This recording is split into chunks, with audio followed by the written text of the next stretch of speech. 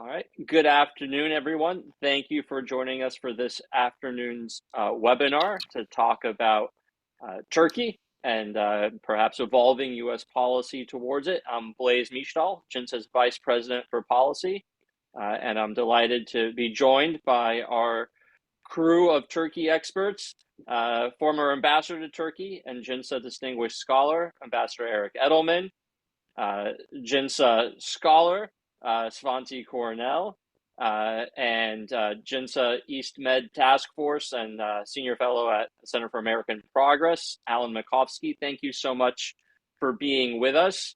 We have a lot to discuss in what's happened in just the last 2 weeks or so, but certainly the biggest news in Turkey itself is the arrest of the mayor of Istanbul, Ekrem Imamoglu, and the protests that have followed, the large protests that have followed. Ambassador Edelman, maybe I could start with you. Can you tell us who Imamoglu is? Why was he arrested, and why did that arrest elicit so much popular unrest? Well, Blaise, first of all, it's great to be with you and great to be with Svante and Alan again.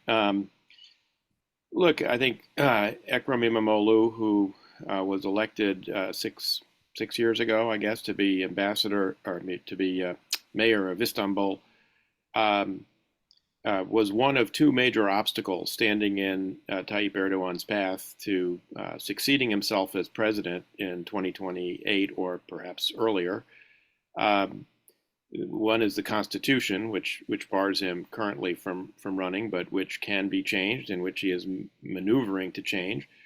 But the other would be Imamoglu as a candidate, who most polls show would be a very formidable candidate, and probably right now would defeat Erdogan, who is still struggling with very difficult economic circumstances at home, with persistent 40% inflation.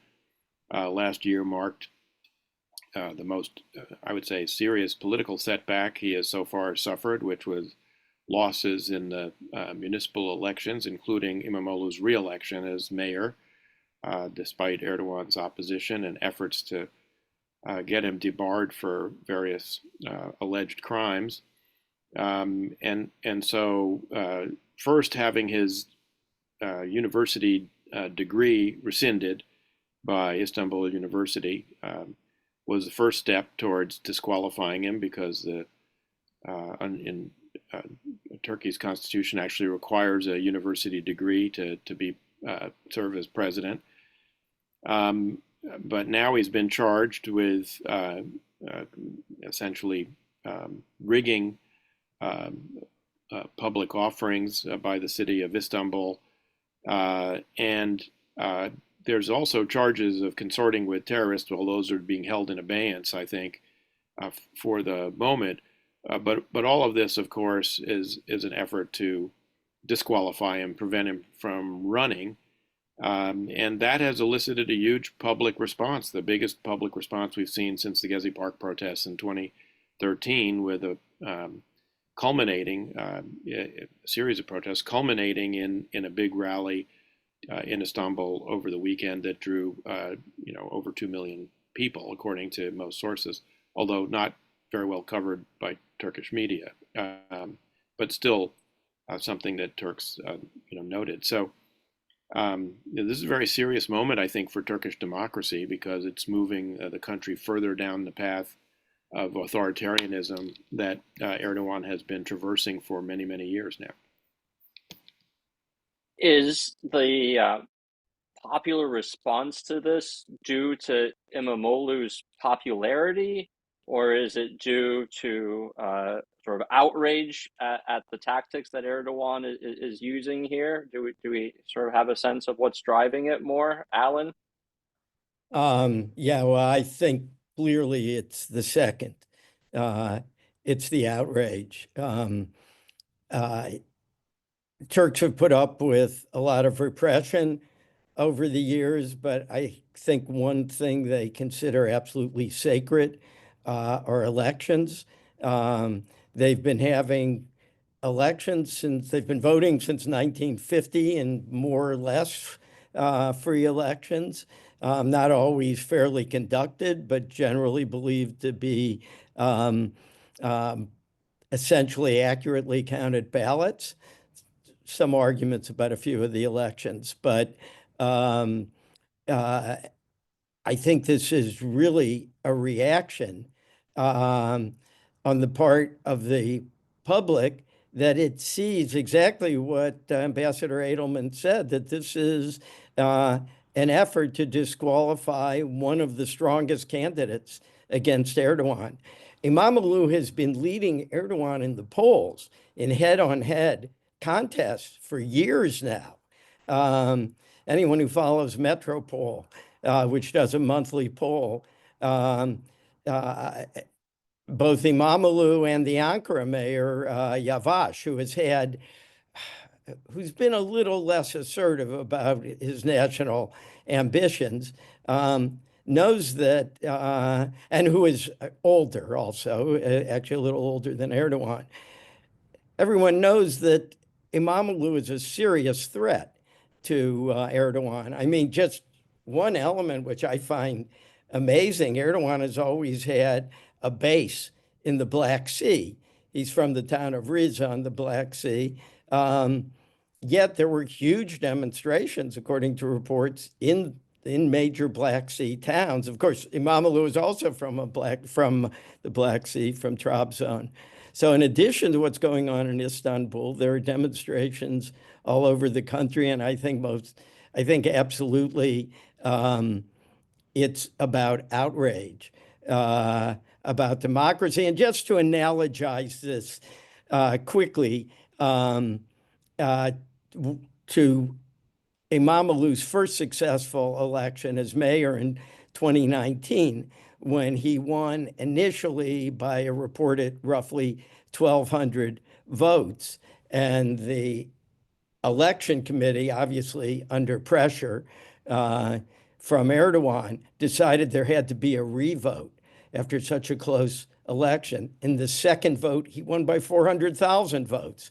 I mean, it was stunning. And I think most people interpreted that as a vote for democracy, that many people who had voted for Erdogan's candidate in the first round voted for Imamoglu the second time because they felt they were voting for democracy and for fair elections. So, yeah, that's how I'd answer your question. And do we have a sense, Santi, of why now, if, as Ambassador Edelman said, Erdogan's term isn't up until 2028? Why stir the pot now? Why go after a challenger 3 years away from when the election would presumably be held?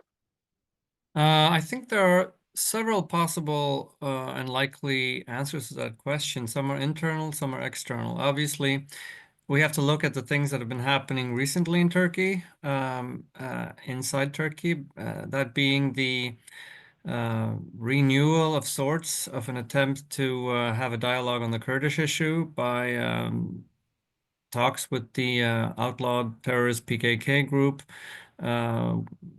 big promises of some form of concessions by the Turkish state in exchange for the PKK laying down its arms, which the PKK leader seems to be, so to speak, urging his followers to do thus far.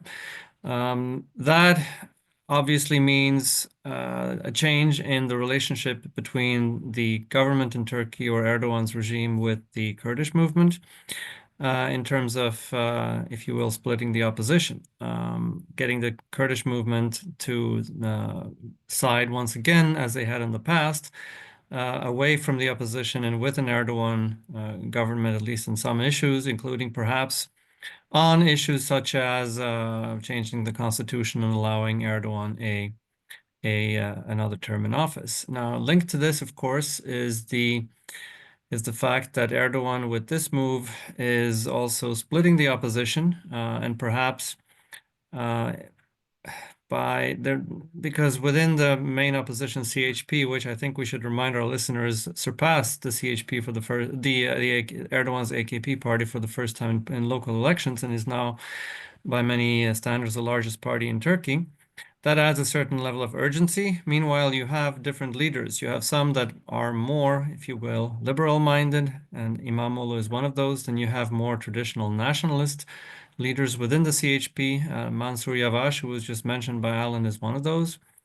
So in fact, you stir the soup within the opposition party. I think that's part of the timing. Then you have issues in the region, for example, the renewed, or rather the change of power in Syria, which changes, if you will, the external threat from Syria to Turkey, puts Turkey in a stronger position in its region.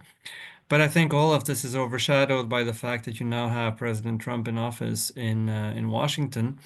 And there was an assumption, I think, by the Turkish government that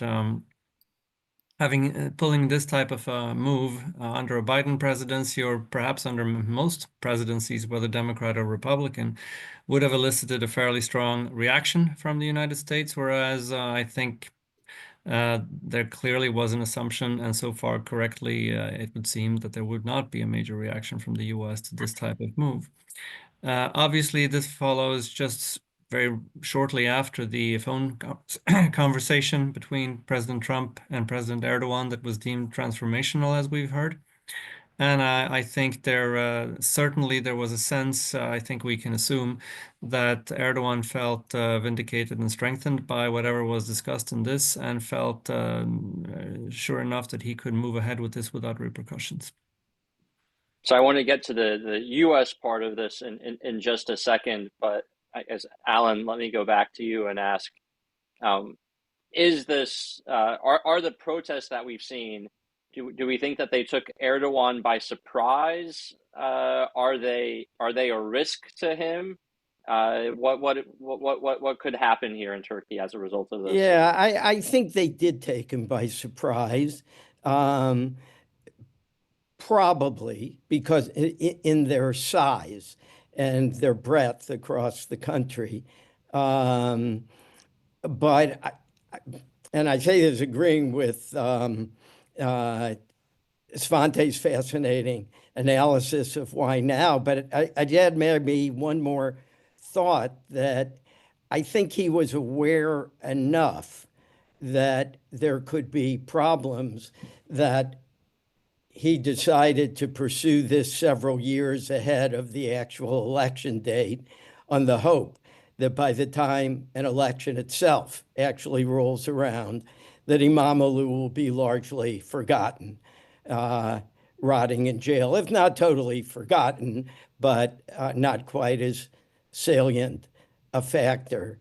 And the other big risk to him, of course, is the economy, which he's been trying to nurse back to health. It's been the biggest drag on his popularity. As Svante mentioned, his party, for the first time ever, lost an election across the board last year in the nationwide local elections. And the economy did seem to be recovering. There was a lot of investor confidence, it seemed, particularly in the new finance minister, Mehmet Şimşek, and in a revived central bank. But the stock market was hit very hard by these protests. There's concern about investors fleeing, and actually, according to what was reported, the central bank had to burn through about $26 billion in reserves in order to prop up the lira after the arrest of Imamoglu. And a downturn in the economy is not going to help Erdogan, whoever his ultimate opponent may be. So yes, I would say that's a serious risk. Blaise, if I could just add to what Alan said, I mean, I think the scale and scope of the protests may have been a bit of a surprise to Erdogan, but the fact of protests was certainly not, because the regime, made it clear that it wouldn't tolerate protests, tried to outlaw them, impose curfews, and has arrested and detained, I don't know, several hundred protesters, turned water cannons and tear gas on them. So they anticipated some level of protest. I don't think they anticipated the scale of what they got, and that certainly has to be a matter of concern. Do we know anything about sort of who the protesters are? Is the sort of CHP party members coming out? Is it being organized by the CHP, the opposition party that Imamoglu belongs to? Is this like the Gezi protests that we saw in 2014, which was sort of more of a grassroots youth movement? Who's out on the streets in Turkey?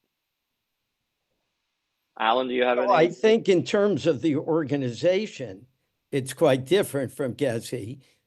Quite clearly, the CHP party leader, Özgür Özel, has emerged as the dominant figure, calling people out into the streets, and CHP organizing things. And I understand they're now talking about making Wednesday the key demonstration day in Istanbul, a different square every Wednesday. And he's talked about a major demonstration in various cities on different days. Yeah, this has become a CHP show, but I don't think anyone thinks that the demonstrators are strictly CHP people, not at all. I'm told it's very middle class, as opposed to Gezi, which was more grassroots. And let's say it was also a mix, but I think ultimately evolved into something that was Alavi dominated. And again, these are our impressions from talking to people in Turkey. I haven't been there since these demonstrations started, but I understand that the university students are more active than they have been in years. I mean, it does seem to go well beyond CHP, because there was a party poll for the presidential candidacy of Imamoglu, and it was opened not just to party members, of whom I think they're somewhat just below 2 million, and 15 million turned out to vote to make Imamoglu the candidate of CHP. So this is, it's, as Alan said, it's obviously being organized by CHP on behalf of the person they hoped would be their presidential standard bearer, but it's clearly gone well beyond that.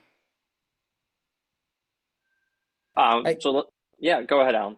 I was just going to say, I do think one of the interesting things, I think the smart money is that Imamoglu is going to be in jail for a long time. Just like the leader of the pro-Kurdish party, Demirtas, was arrested in Selahattin Demirtas was arrested in 2015, is still in jail for standing up to Erdogan. It has allowed the leader of the party, Özgür Özel, to really emerge as an important national figure, it appears. And he is somebody really to keep an eye on. If Imamoglu does not manage to extricate himself or be extricated from this situation, Özel is somebody who could very well become a danger to Erdogan, and he better watch his back as well. So turning now to the U.S., has the United States taken any notice of what's going on? And I guess more to the point, should it? Does it matter to the United States if Erdogan is a authoritarian, locking up his political opponents and trying to extend his grip on power? Ambassador? Well, I mean, I would say that the U.S. government has done the absolute minimum to draw attention to this sort of violation of human rights and authoritarian move. In the readout of Marco Rubio, Secretary of State Marco Rubio's conversation with his Turkish counterpart, Hakan Fidan, there's a throwaway line at the very end that says, the Secretary of State raised concerns about recent arrests in Turkey, sort of very vaguely, no mention of Imamoglu by name, no real attention drawn to the potential threat to Turkish democracy that this actually represents.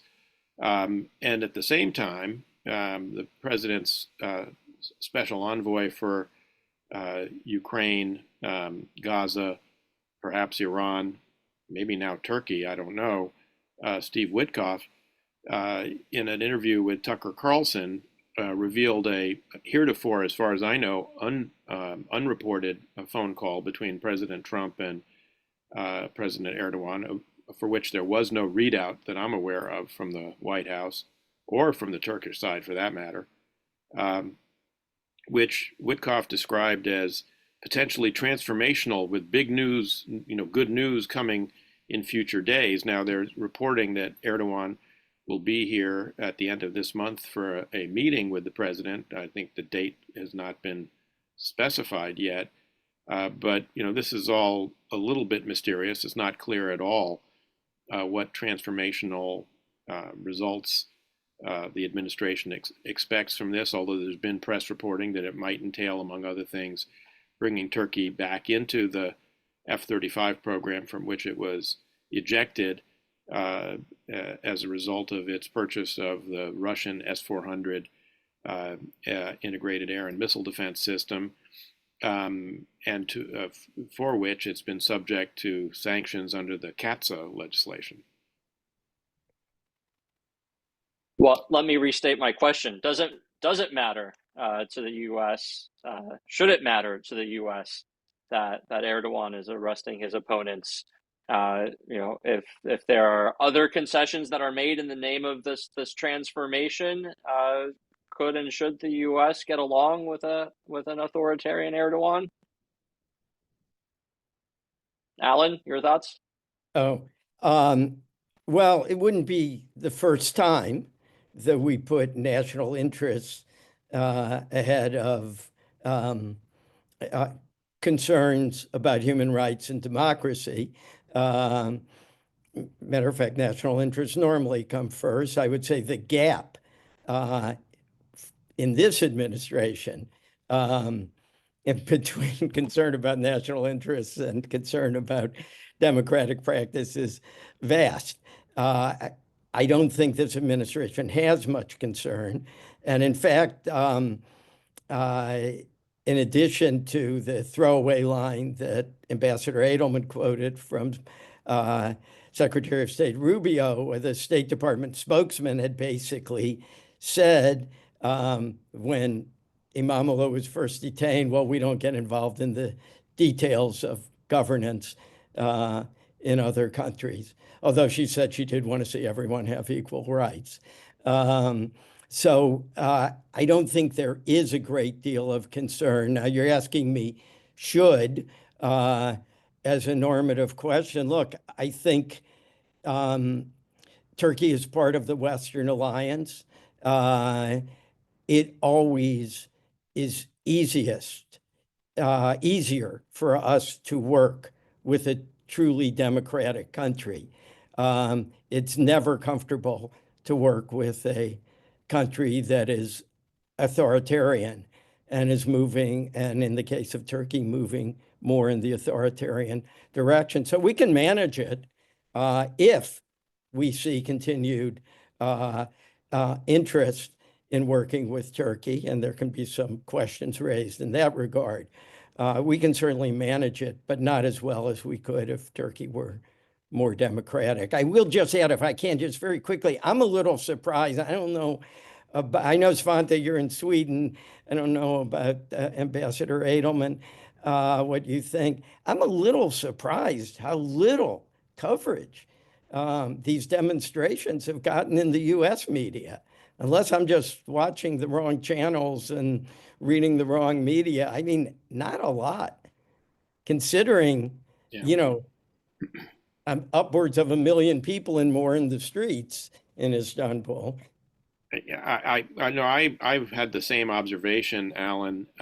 My sense is that that what's happened in Turkey has just gotten lost in the noise of everything else Yeah. that is going on, in the U.S. Between Signalgate, between the vice president's, sort of pratfall in Greenland.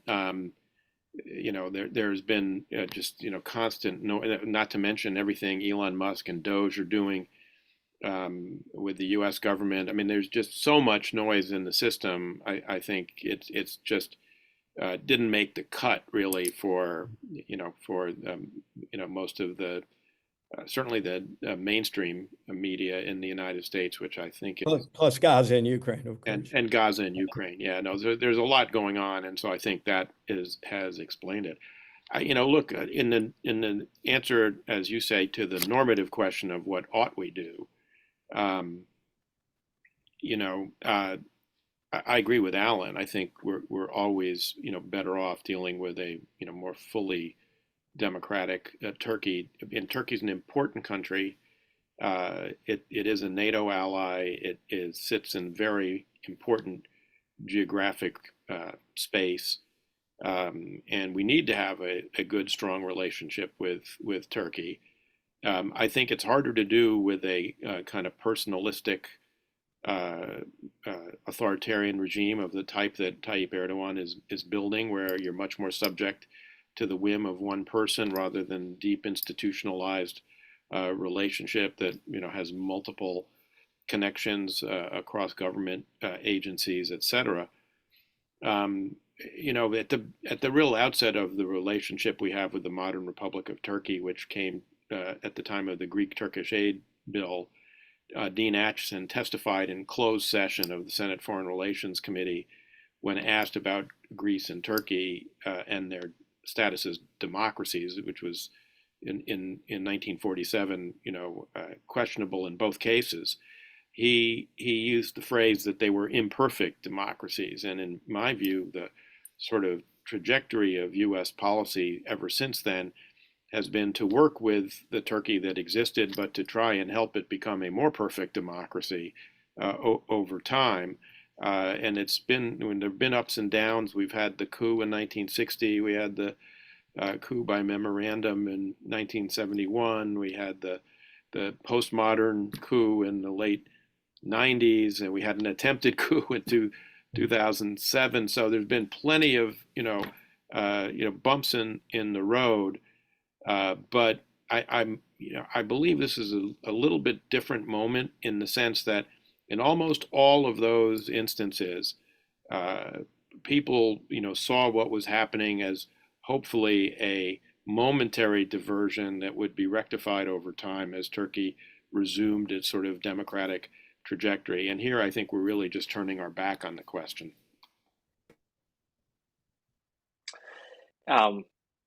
Just on the lack of media coverage during the Gezi Park protests in 2014, was it CNN Turkey that famously cut away to the documentary about penguins, I believe it was? It feels like we're doing that all over again.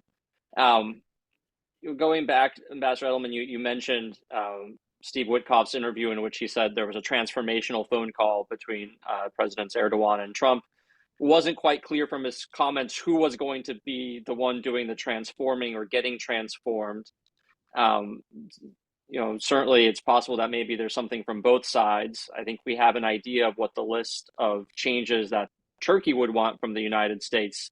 I think you mentioned re-entry into the F-35 program, the lifting of CAATSA sanctions. Maybe if we think back to the first Trump administration, the withdrawal of U.S. troops from Syria. But if that's the Turkish wish list, I'll ask the normative question, because what should the U.S. wish list be?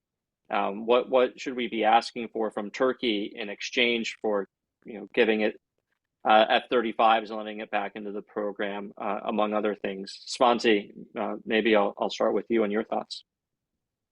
Oh, I think, the broader question, and this relates to the last question you asked, which is what should we do?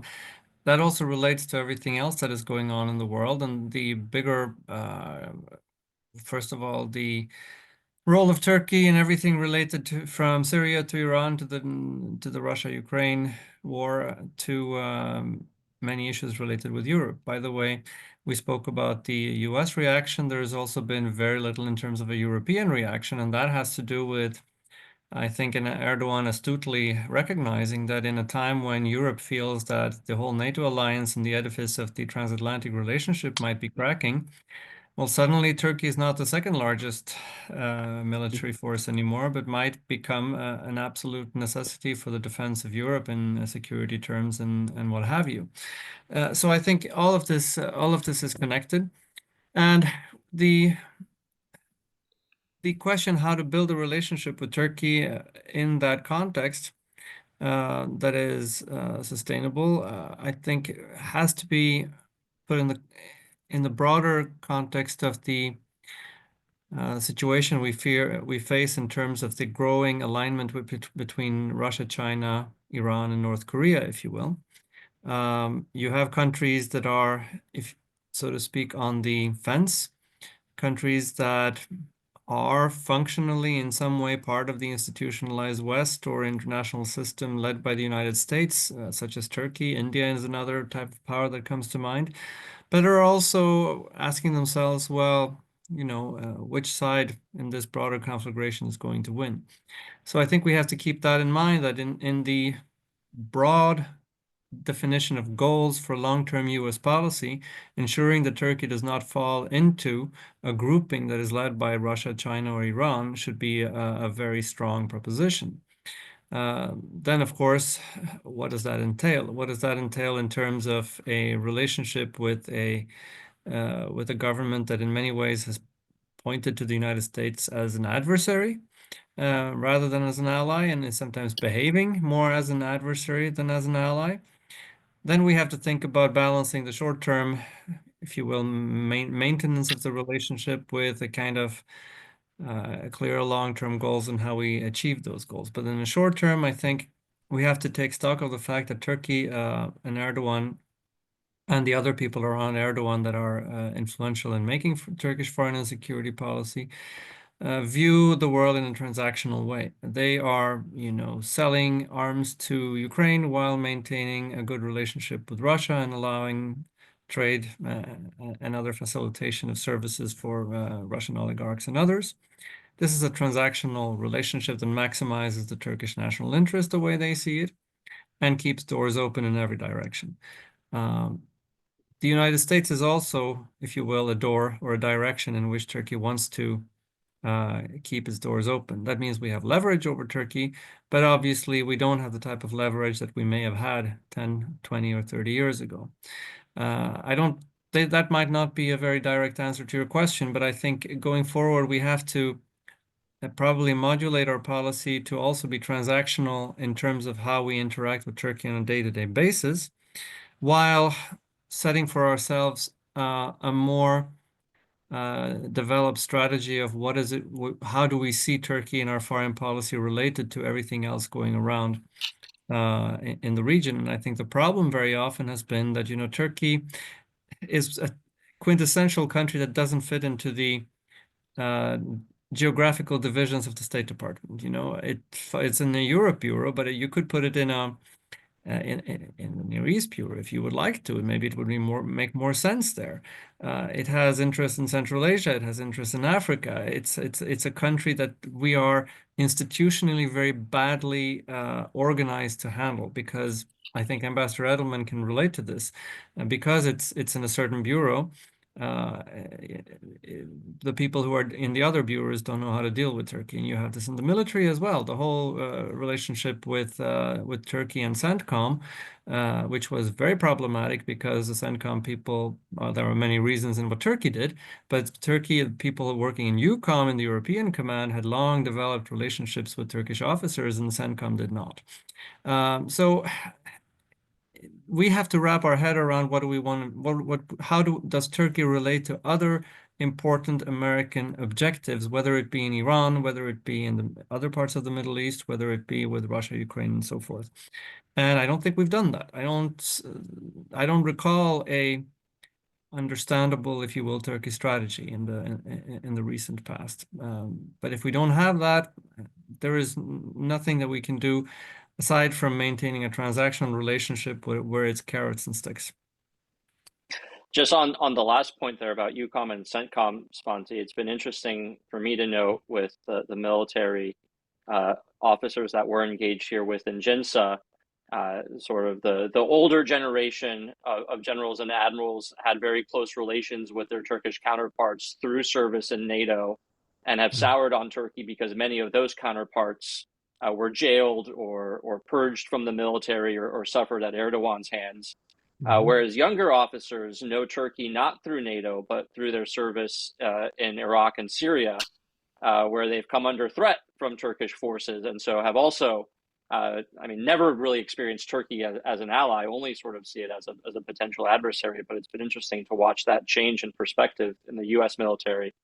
But I'm sorry, Alan, you had a two finger. I was actually just going to ask Svante a question. Wow. Well, if how the tables okay. have turned. Yeah. Maybe it's not fair because you're sitting in Europe, but you raised the matter of Turkey and European defense and security. And I just wonder, Svante, how do you think Europe feels about the idea of Turkey being fully integrated into a non-US European security architecture, non-US led? First, I think I'd preface any answer by saying that Europe finds itself in panic. And I hope this panic is not justified, and that the transatlantic relationship will be sustained and mended.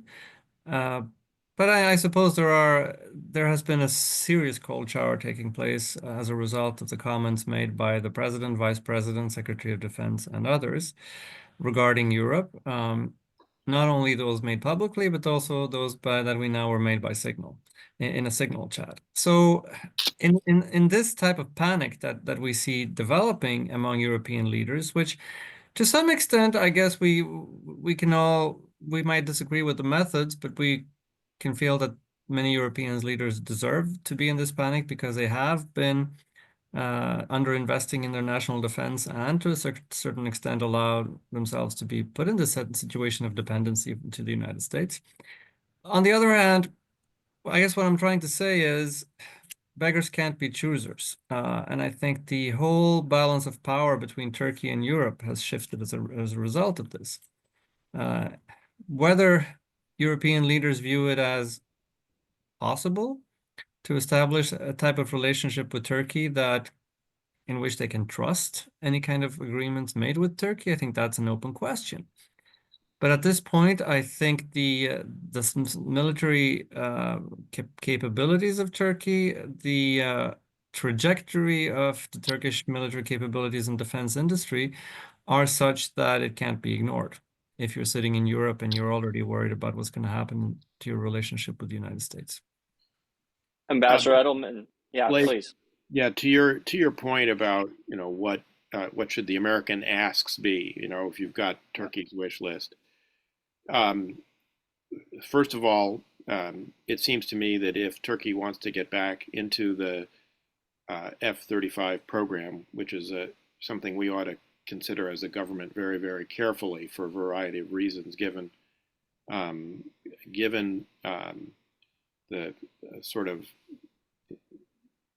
difficult role that Turkey has played as a NATO ally, sort of being an ally of convenience and having obstructed the alliance at various points, whether it's the adhesion of Sweden and Finland to NATO after first approving it, but then extorting all sorts of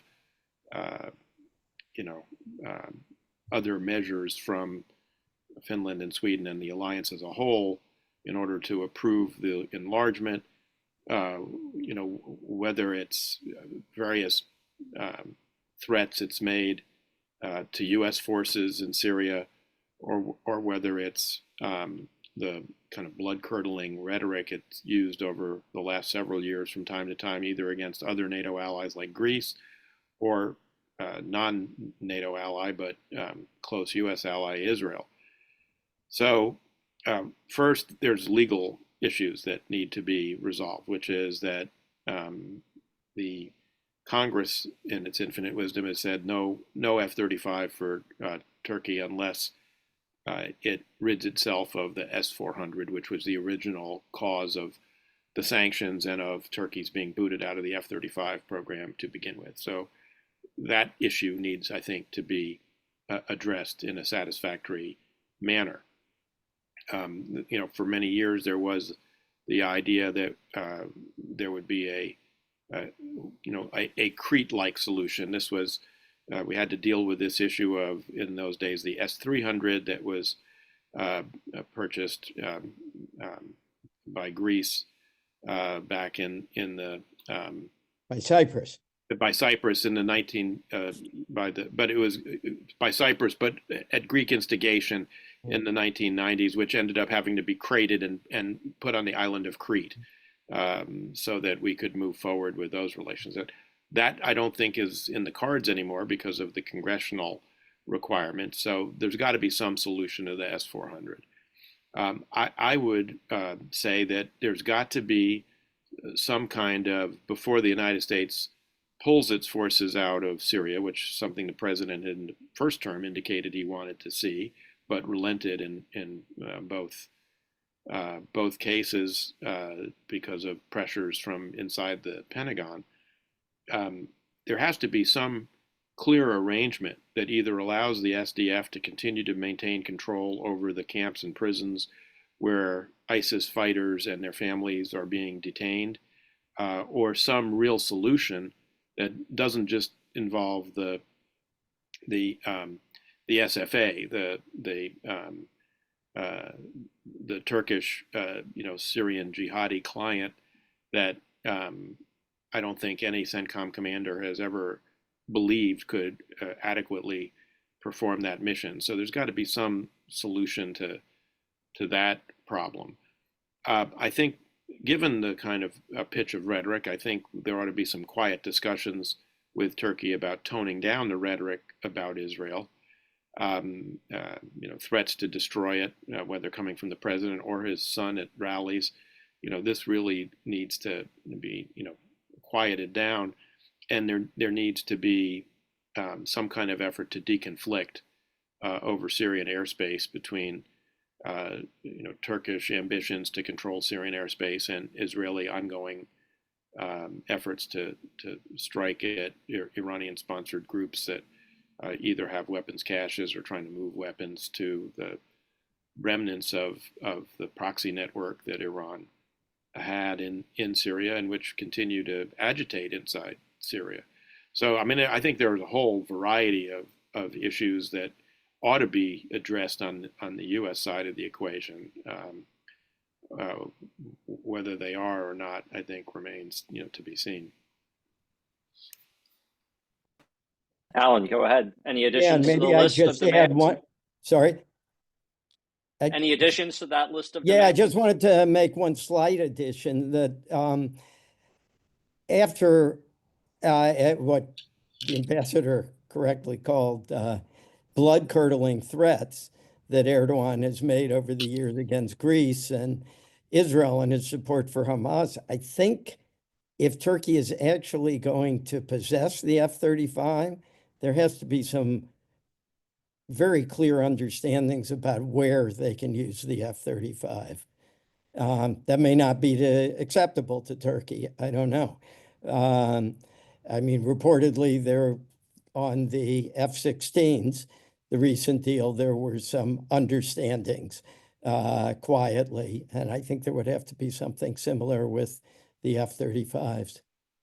Is there any way to put teeth on a condition like that, or is it sort of something that Turkey can accede to in signing the deal and do what it wants to once it actually has the planes? Well, I would defer to Ambassador Edelman. I think it is probably difficult to put teeth, but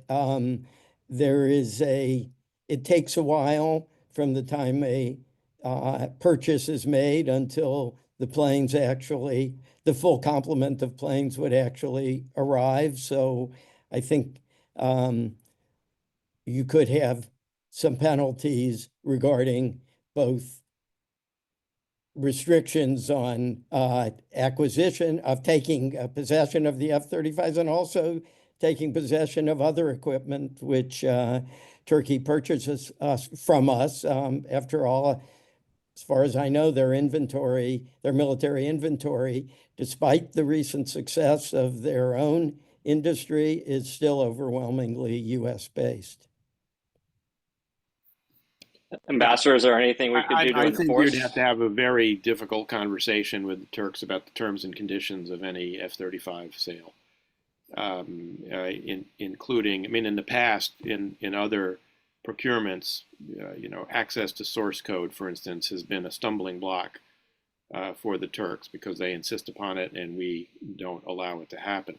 That kind of thing has to be worked out in some detail.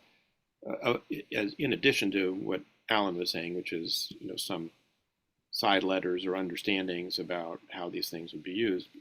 At the end of the day, it is very difficult to put teeth in this kind of thing, and you have to, at some point, rely on the good faith of the partner. And if you've got questions about their good faith, then maybe you need to, think twice before you actually, as I said, go forward with giving them access back into the program. Speaking of good faith, I think you've all alluded to this, but just a couple of days ago at a prayer service for the end of Ramadan, Erdogan said, sort of prayed that Allah would allow to destroy and devastate Zionist Israel, as well as prayed for mercy upon the martyrs of Hamas and Palestinian Islamic Jihad. As you said, this is not new. But is this just rhetoric? Is there actual intent to do harm to Israel behind this? Why is Erdogan saying these things, and how seriously should we take them? Alan, any thoughts? I think we have to take them very seriously. I don't think we can ever assume after a statement like this that it's just rhetoric, particularly because he has in the past also alluded to being able to come suddenly one night, as he put it, against Israel. So yes, I think we have to take it very seriously. And I'll be interested to see what kind of reaction there is in Congress. There is a law on the books that was actually passed in the era when I was working in Congress on preserving Israel's qualified military edge, quality military edge, QME as it's referred to, such that every arms sale to a Middle Eastern state has to be assessed by the State Department and presented to Congress in terms of how it affects the balance with Israel. Turkey is not part of that. And of course, Turkey's a NATO ally, which probably makes it more complicated, but I wouldn't be shocked to see some effort to bring Turkey into that ring of states that have to meet the QME qualification regarding Israel. Svante, your thoughts on Erdogan's threats to Israel and how seriously we should take them? On one hand, I agree with Alan's point that you cannot, we've seen in the past in many different countries that you can never just dismiss this type of statements as being rhetoric. However, we also know that Erdogan's statements are very often largely for public consumption, and we've also seen that over the past several years, in tandem with the weakening of his own party's position in power, not only is he facing the rise of the traditional Turkish opposition in the way of the CHP, but he's also been faced with being outflanked on the right, if you will, by an Islamist party that is more Islamist, if you will, than Erdogan's party, which over the past several years has really taken Turkish foreign policy in a more nationalist direction rather than the more Islamist foreign policy we saw maybe 10 years ago. So I would tend to view these comments against this background. We can also look, for example, at the reality that following the October 7 terrorist attacks and Hamas's invasion of Israel, Turkey took steps to curtail trade with Israel, but through a variety of ways that we can discuss if you like, but I don't think we have time for that. This trade was allowed to continue in guise of trade through the Palestinian territories, and then when this subterfuge, if you will, became public knowledge, this led to Islamist demonstrations against Erdogan that were actively supported and led by this other Islamist party, that is led by the son of the founder of Turkish Islamism, Necmettin Erbakan. So this is the political reality that Erdogan is facing, and he's facing that in many ways because he's been, for 20, 30 years, he's been feeding a beast, if you will. He's been feeding the anti-Semitic beast. He has been absolutely complicit in a leader in generating, or should we say turbocharging, and the latent anti-Semitism that had been existing in Turkey into a much uglier form than existed in the past. And, at the end of the day, now he finds himself in a position to feed the beast. Not only does he find himself in that position, but he also sees that there's very little repercussions from the United States or any other foreign partners for doing so. So in his calculation, why wouldn't he? Because that placates the Islamists that are threatening defection as a result of the heavily clientelistic and corrupt nature of his regime that leads, more pure, if you will, Islamists to revolt against parts of his regime, and therefore, he constantly finds himself almost compelled to making this kind of statements. But the problem is, at some point, maybe statements won't be enough, right? And then the question, will he find himself in a position where he also has to act, and how do we counter that? And I think we've been very late in countering that, and we've been very weak in countering that.